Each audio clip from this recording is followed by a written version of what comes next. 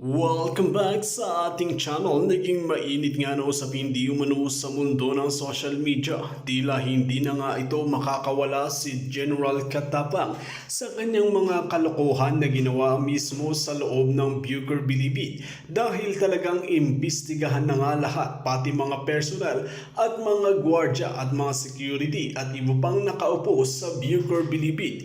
Dito nga natin makikita mga kaibigan na ang mga testigo nga laban kay General Katapang ay nagsisilabasan na dahil alam na nila na talagang matutugis itong si Katapang na ito, kaya naman talagang naglalaglagan na ang mga magkakasama na ito. Dito natin makikita mga kaibigan, naggagawa na naman sila ng mga kalokohan para lamang isa na naman ang maparusahan. Kaya naman ang plano ng mga senado na ito na matitino sa tungkulin ay talagang tutugusin ang mastermind kung sino nga ba talaga ang pinakaulo nito, ang mga kabalbalan na nangyayari di umano sa loob mismo ng Bucor Bilibid.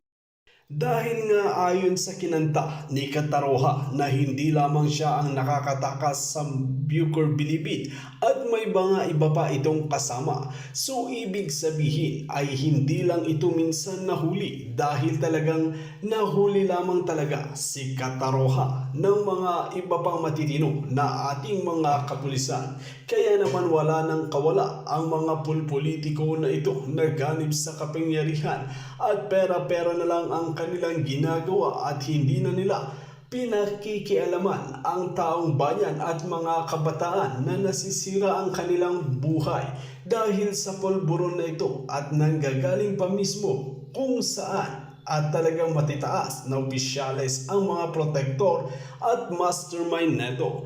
Kaya naman dapat talagang imbestigahan ito. Well mga kaibigan, para nga sa karagdagang impormasyon, panoorin nga natin ang buong video. At kung bago ka lamang sa aking channel, huwag kalimutan i-click ang subscribe button at notification bell para lagi kang updated sa ating mga bagong video. At para sa sulit viewers natin dyan, maraming salamat sa walang sawang pagsuporta. Under chassis mirror, apparently ikaw ito, at tanong ko, gumamit ka ba ng under chassis mirror? Your Honor, ako po yung nag-escort ng truck pero hindi po ako yung nag-search nun, Your Honor. Bakit nakalagay dito sa sinumpaang salaysay mo? Can I get Annex AA? Pakita. So, hindi ikaw ang nag-search. Yes po, Your Honor. Sino ang nag-search? Si CO2 Kalalin po, Your Honor, and si CO1 Habal po, Your Honor. Nandito sila? Nandito po si CO1 Habal, Your Honor. Nasaan? Ba't tinatanong ko kanina? Ayun, ikaw pala. Administer the oath, Comsec. Lumapit ka na rin. Bitbitin mo na yung lamesa mo. Uupuan. Please raise your right hand. Do you swear to tell the truth and nothing but the truth in the Senate investigation? Mr. Chairman. Sino ang gumamit ng under chassis mirror ng salamin? Ikaw, teka, wala nang mikropono. Mamaya, Comsec, ikaw na yung upo doon.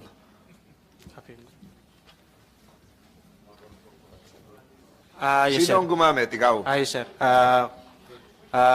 Security protocol po yung paggamit ng... Oo nga, alam natin yung security protocol yung procedure yun. Ngayon dito sa itong specific instance na ito na nire-enact natin na pinag-uusapan ngayon, sino ang may tangan noong salamin na may tangkay sa ako ilalim po- ng truck?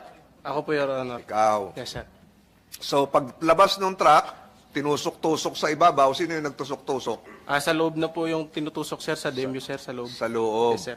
So pagdating doon sa labas noong gate na yon, merong CCTV ron bago lumabas pa ng isang gate. Ilang kayong may hawak noong, ilan yung ginamit na salamin na may tangkay? Bali, isa lang po yun, Your Honor. Isa lang. Ikaw lang ang may hawak? Yes, sir. So, umikot ka. Sino nagsusupervise sa'yo? Supervised by CO2 Kalalin, sir. Nakatuwang ko rin po sa pag... Si O1 Arian Joy Villar, nasaan? Bali, siya po yung nag-escort papasok, sir. Papasok lang? Yes, sir. Hindi, tinutukoy natin ngayon, palabas na. Yes, sir. So, siya nag-escort papasok. Yes, sir. Ikaw naman sa palabas, ikaw yung bantay doon. Yes, sir. Kami So, po yung... hawak-hawak mo yung salamin na may tangkay. May nakita ka? Wala po, sir. Umikot ka. Yes, sir. Ito tinuturo ko ngayon sa screen. Ito, ako may hawak ng tangkay niyan eh. Nung reenactment ayun, nakita ko orange oh. Pwede bang expand yan? Palakihin pa.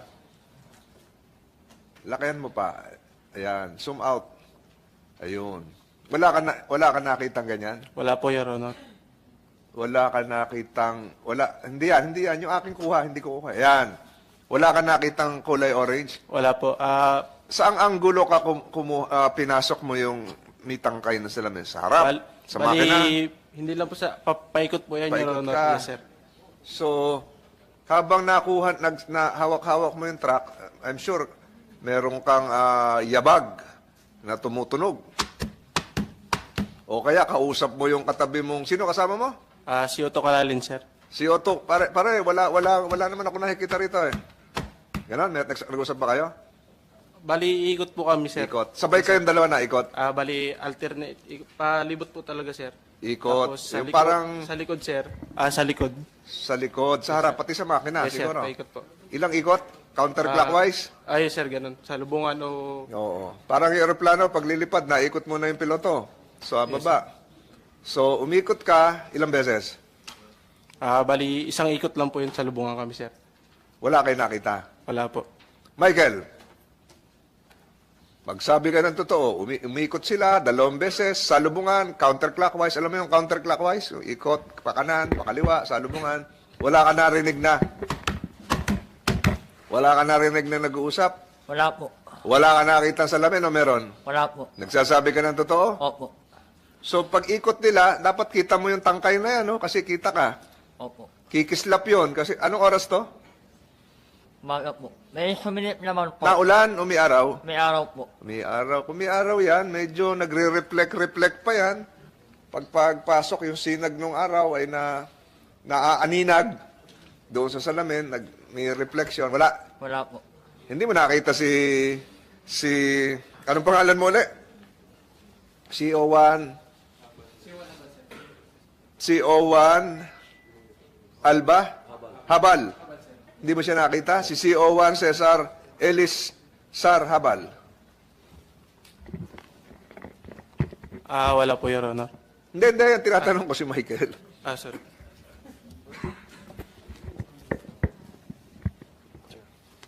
Wala ka nakita yung sapatos nila, yung boots na itim. Meron po no. Ako suminip po sa ilalim. Ako kanina po. Sumilip sa ilalim. Opo. Tapos wala po silang ilamit na salamin.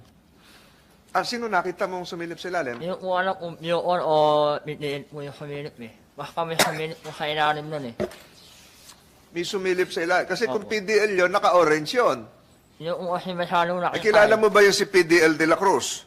Hindi po eh. Sige-sige rin? Hindi po kilala yun eh. Hindi mo kilala? Opo. Kasi ang sinasabi ni PDL Quirino de la Cruz, siya raw ang nag-inspeksyon noong oras na yon. Si Owan Habal, pinapayagan niya ba ang PDL na sila rin ang mag-inspeksyon? Your Honor, bali sa inner gate, sir, bali PDL po yung katunayan. But nagsisearch po kami sa outer na, sir. Taga. Sa inner gate, katuwang nyo ay PDL. Yes, sir. Okay. Itong pagkakataong ito, merong PDL kayo nakatuwang? Yes, Inner sir, gate? meron, sir. Sino? Hindi ko lang familiar, sir. Ha? Hindi ko po ano yung pangalan ng mga nasa loob, So sir. bakit nagiging katuwang ang PDL sa pag-iinspeksyon dahil kulang sa tao? Ganun na rin siguro, sir, kasi bali ang pinalitan namin is 700, sir. Bali, Teka. 300 lang. Policy, ano na to eh. General Katapang, hinahayaan ba ho ang mga preso na sila, ito, sinabi ni CO1 Habal, na katulong na rin ang PDL mag-inspeksyon. Are they authorized to do this? Chairman. Yes, Chairman, Senator opo, mag-comment lang po. Excuse me po, General. Nung panahon po namin, Chairman, talagang kami po yung mga barangay tanod. Ang tawag po doon ay inmate custodial aid. Meron po talaga nung panahon po namin. Mga barangay tanod po yun, lumalabas na mga barangay tanod. PDL din? Opo, inmate. Naka-orange din po yon. Hindi po. Kami po noon ay nakamaong na jacket na meron pong Inmate custodial aid po ang tawag sa amin dati. Kasi Membro po ako nun. Opo. si Senator Padilla po is not under investigation here. Pero tatanungin ko po anong kulay ng suot na kasuotan nung PDL na nakita mo, Michael Cataroha? Eh, Naka-Bucor din? opo. Nakaharap po siya, PDL nag-uniforme ng Bucor? Hindi po, nakasakakos po siya eh. Nakasakakos, nakapalkalong po Bucor. Teka, Yung una teka. po nakita po, ano. Yung una po yung Kasi kumilit. nakatingin ka sa karsada. Yung una po yung kumilit. Kasi nakita ko Paano po mo yung makikita yung uniforme noon? Kung Yung nakatingin ka suot sa... po nila pantalon. Paano? Yung suot po nila pantalon. Sapatos. Ano yung suot nilang pantalon? Nakaunay brown po. So, uniforme yun ng Bucor. Opo. So, hindi, sabi mo kanina, PDL yun Hindi nakita ko po mo. alam kung PDL or Bucor. Kasi po, dalawa po sila kumilit eh. Yung isa po Bucor, yung isa po, yung una kita kasi parang PDL po yung isa eh. Meron talaga. So, sabi ni Senator Padilla, nung panahon daw nila, bilangguren kasama sa pag-inspeksyon, pumapasok sa ilalim kasi baka maduman siguro yung uniforme ng Bucor, pasuot-suot sa ilalim, magrasahan, mainit, may putik, maalikabok. So, CO1 Ellis Sabal, ano ba nakasama mo? Bucor o preso? Bali sa inner, sir, may katuwang kami na gaya na sabi ni Senator Padilla, sir. Katuwang namin yung ICA, sir. Bali kami. Tapos pagkatapos, bago lumabas yung truck, sir, bali papacheck namin sa kanila, sir. Tapos pag okay na, sir, itatawag na ng desk officer namin, sir, na magbibigay ng info sa OPSEN, sir, Operation Center, bago tsaka po ilalabas na po namin yung truck. Bago, So, sa pagkakataong ito, nandun ka sa inner at pumunta ka rin doon sa outer, doon sa palabasan ng gate 4. hindi po, bali sa outer lang po kami, sir. Hindi, kanina kasasabi mo lang yung inner, may kasama kang preso eh. Wala po. Ha? Sa loob lang po yung sa inner po ang mga ika. Bali, may gate po yun. Doon po kami sa labas nun, sir. Saan ginamit ngayon yung under chassis mirror, yung salamin? Yes, sir. Sa labas, sir. Sa labas. Yes, sir. Nandoon ka? Yes, sir. Kadalawa kayong Bucor personnel. Sino yung pangalan? Kasama ko po si Otto Kalalin, sir. CO2 Kalalim. Kalalin, sir. Yes, sir. Hindi ito nakasama general sa investigasyon? Si CO2 Kalalim. Hindi siya nakasama doon sa Bucor inquiry? Kasama po, Mr. Chair. Pero wala akong kopya nung kanya nandito lamang si Nico Namuco, si Alexander Gidong, John Mark Alba. Hindi ko nakikita yung... Kalalin, tama. Ang sinasabi rin ni Kalalin ay merong salamin. At sinasabi ni Kalalin na ang sinasabi raw ni Cataroha ay kasinungalingan. So, ang tanong dito, may salamin ba o wala? Michael, Wala po. wala salamin. Opo. CO1 Habal, may salamin? Meron, sir. Merong salamin. Ayun, kung sino dito ang kasi kung meron talaga, ibalik nga natin doon sa akin. Yung kuha ko, hindi ko kasi kuha ito. Yung kuha, yan, kasi kuha ko yan eh. Cellphone ko yan, nasa cellphone ko pa hanggang ngayon yan eh. Nung reenactment natin, ako mismo ang kumuha niyan. Kitang-kita doon sa, kung merong salamin, kitang-kita talaga kung nandoon si Michael. Sinasabi mo kasi, Michael, na kaya mo na ipasok ka agad yan, pasok ka doon sa kabisada mo yung ilalim ng truck. Opo. Kabisada mo yung ilalim ng truck. Di ba, Michael, nung araw nagtatrabaho ka sa gravel and sand? Opo. Ayun. Ang ginagamit ba nung panahong yon nung nagtrabaho ka doon, dump truck din? Opo. Di ba mga gravel and sand, karamitan, lalo kung malalapit na construction site, elf? Malalaki po yung sa amin. Panuwiler po yung amin eh. Ha? Panuwiler po yung amin. 10-wheeler? Opo. Graba, lahat na pahinante ka ron. Opo. Dito ba sa Bilibid, may nagdi-deliver din sa iyong pagkakaalam ng gravel and sand? Wala po. Wala. Opo. Di ba may mga construction din doon? May Bago na, kasasabi lang ni General kanina na Bago lang po kasi ako merong nun eh. mga pending construction na naiwan si General Bantag na hindi natapos. bago lang po kasi ako nun eh. Kasi may mga nagsasabi, tumakas ka sa gravel and sand. Kakalipat ko na po kasi ng maximum nun eh. Ha? Wala po ako alam sa ganun eh. Wala kang alam. Bago lang po kasi ako eh. Matanong ko si Madam Hari.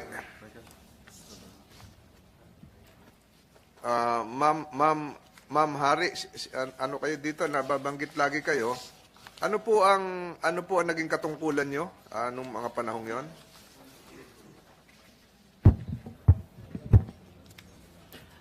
Good morning po, Your Honor. Morning. Ako po yung kasalukuyang OIC Camp Commander nung mga panahon po na yan. Kayo po ay dati na o bago lang? Bago lang po akong napunta sa assignment na Simula po kailan? simula po nung April 12. Una po muna naging Commander of the Guards po ako nung March 23, 2023. That's my first time po na babae po ang naging camp commander ng Maximum. Kaya niyo yung ganun trabaho, hindi ko minamaliit ang kababaihan at maraming mga kababaihan na talagang magaling, competent at minsan mas magaling pa sa ilang mga dating kalalakihang namumuno. Pero kaya niyo po yun. Sino po Medyo nagtalaga sa mahirap. inyo? Sino po ang nagtalaga sa inyo? Si Superintendent Aro po ang nakapirma po sa order ko. Hindi po si Jail Inspector Angelina Bautista? Katabi nyo ngayon?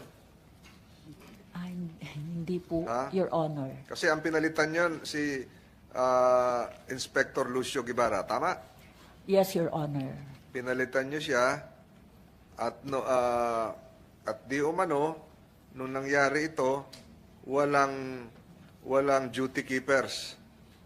Yes, sir. Yes, Your Honor. Bakit? Opo. Di ba ikaw ang nag-assign ng duty keepers? Ang Commander of the Guards po.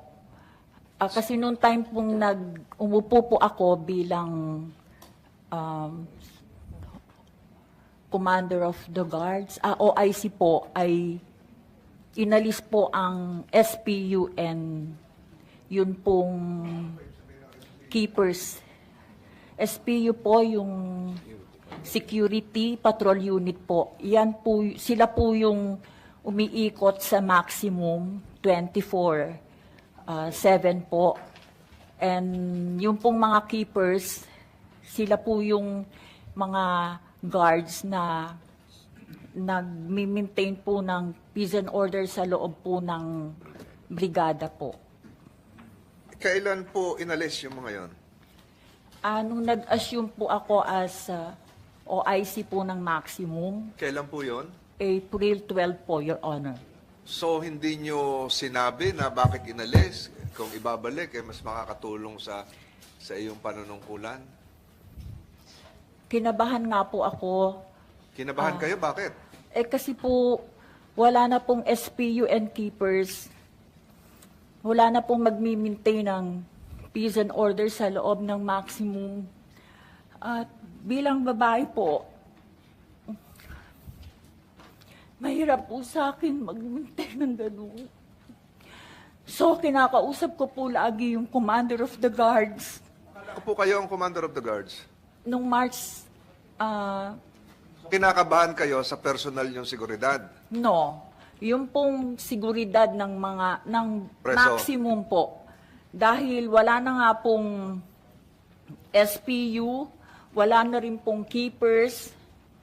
Paano po yung peace and order doon na po-compromise po, Your Honor? Kaya kinakausap ko po yung aking Commander of the Guard, si Madarcos po, Inspector Madarcos, na galing Palawan, na palagi mag-inspeksyon ng maximum at i-request din po na kay Ma'am Angie, nung time na yon, siya po yung aming NBP Chief Superintendent, na ibalik po yung keepers and SPU. Kinakabahan kayo kasi baka may mangyari. Opo. May nangyari ba ho? Nung na nagpatibay ng inyong pangangamba? Wala naman po, pero may nangyari po nung eto po yung kay Kataroha. Then after July 17, na-relieve po akong OIC. Bakit po kayo na-relieve naman? Dahil nga po sa Pagkatakas niya. Opo. And then mga after 3 days po, I think it's July 22 or 20 po, sumunod naman po yung riot. July 20, nag-riot. Opo. Hindi ko po matandaan kung July 20 po. Pero siguro po mga after 3 days po akong na-relieve. Dito nga natin makikita mga kaibigan na kung mapapansin ninyo, iilan-ilan lamang talaga ang nagtatrabaho sa Senado. Gaya lamang ni Senador Raffy Tulfo, Senador Tolentino, Jinggoy Estrada, Robin Padilla. Dito natin makikita mga kaibigan, pati nga sa kaso ni Nanay LV Vergara ay talagang sila lang ang may malasakit at may malasakit sa bansang Pilipinas na gusto talaga nilang managot ang mga pulpolitiko na ganip sa mga kapangyarihan at inaabuso ang mga tao. Well mga kaibigan, kung kayo ang tatanungin ano ang inyong mga opinion, just comment below sa ating comment section at ating pag-uusapan.